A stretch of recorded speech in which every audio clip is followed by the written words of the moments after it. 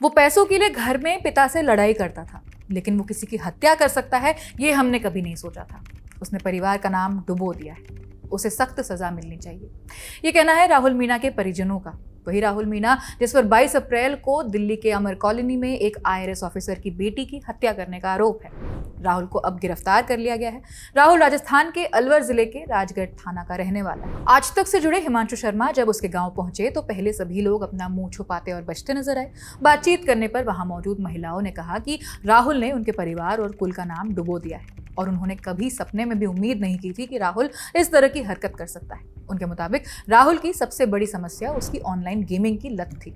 वो इतना गेम खेलता था कि पैसे के लिए झूठ बोलना आम बात हो गई थी। हालात ये थे कि उसने अपना मोबाइल तक बेच दिया था। परिजनों का कहना है कि गेमिंग के चक्कर में राहुल लाखों रुपए हार चुका था, उस पर कर्ज बढ़ गया था और दोस्त पैसे वापस मांग रहे थे।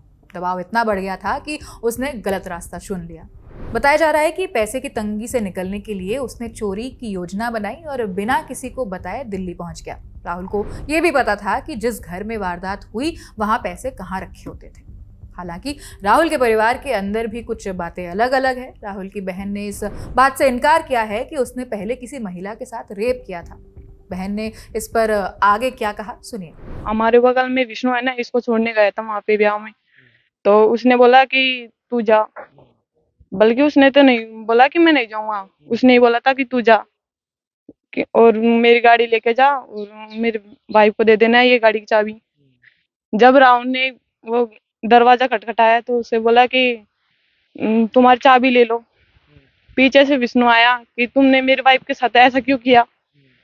रेप का इंजाम उसका सबसे ज्यादा झूठा है, विष्णु ने लगाया झूठा है। हाँ, झूठा है।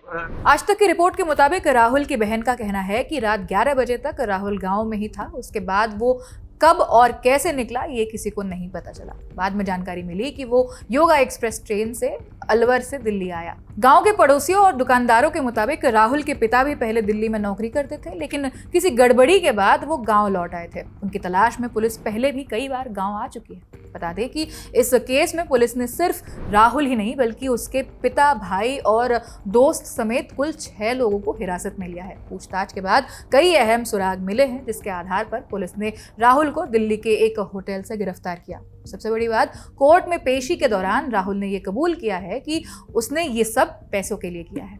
अब इस पूरे मामले में आगे क्या खुलासा होता है ये देखना होगा। फिलहाल के लिए इतना ही। मामले में जो भी अपडेट्स आएंगे हम आप तक पहुंचाते रहेंगे। आप देखते रहिए द ललन टॉक। शुक्रिया।